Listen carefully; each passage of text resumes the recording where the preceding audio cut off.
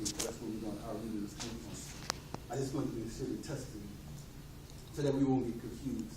Everything that happens to us is filtered through God, which give the enemy permission to do what he do to us. The story unfolds if we read Job. It's the same thing, where God giving permission for these things to happen to us. So sometimes our text will say, God is promoting these things, but actually, he's just giving permission to the enemy. But James tells us that God does not test anyone at all. So let's not let our text get us confused and believing that God will put harm in our way. That's not true. Anyway, like I said, please bear with me. Because last night, I was up kind of late last night trying to get a message,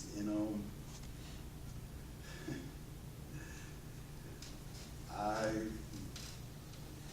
came up with this. But I'm good, because God is going to work with me, and he's going to be on my side. Anyway, he was prompt to go and do the numbers, to count the people. Where he said counting the people wasn't wrong in itself.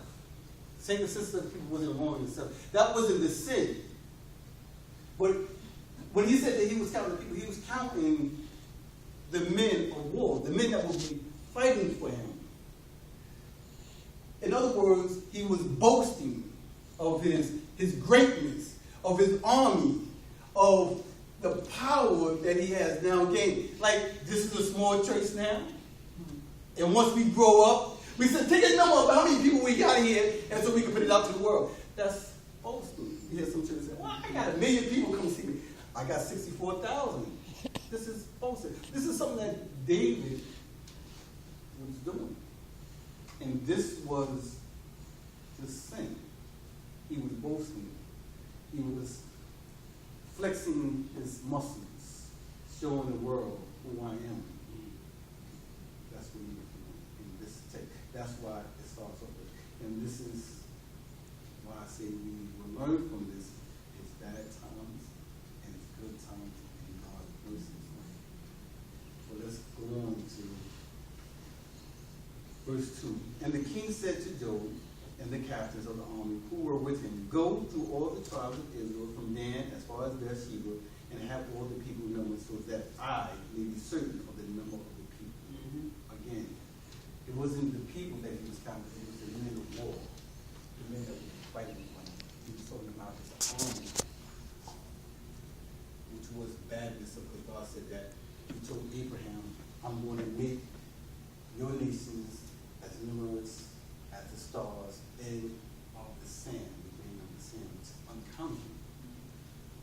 What we also learn here is was that Job, and Job said to the king, and Job said to the king, whatever the number of the people, may the Lord make it 100 times as much, and may the eyes of the Lord, the king, see it.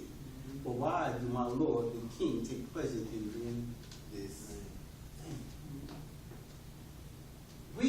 We all get caught up in doing that. We get a new car.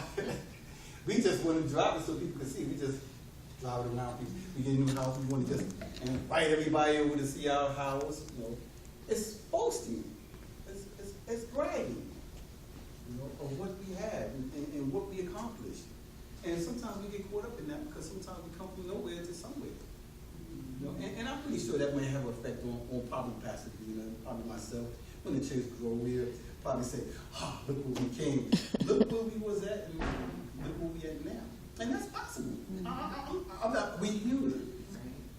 We are human. But the thing is, we got to remember when we start doing that, how to ask for forgiveness. Because if I use this sometimes too, is when we sin and the sin no longer means nothing to us, then we say, God.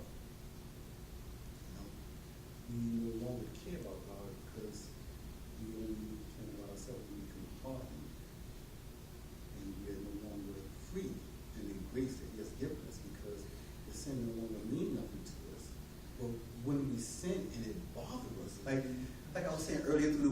someone was asking me a question, and it bothered me because I wanted to make sure that I was doing the thing that God wanted me to do. Because if it didn't bother me, it doesn't really matter. That means I'm far from my Lord. He's not talking to me. And if he is talking to me, I got a word and I don't want to hear it. Because I'm right, everybody else is wrong. Most of us live like that today anyway. But let me continue to move on. But the king's order was stronger than Job and the captain in the army. And Job and the captains of the army went out from the king to take the number of the children of Israel. Now, I'm not going to read all this. We're going to start back at 8. But what they did, they went from the north to the south, to the east, to the west, and got all the numbers of the tribes, and they brought the number back to. We're on 8 now. That's what those other verses just talk about, where they went. Because this is a lot of chapters that we're going to go through, and I have a lot to say. I'll try to keep it short. So after going through all the land in every direction, they came to Jerusalem at the end of the 9 months and 20 days. Verse 9, and Job gave the king the number of all the people there were in Israel.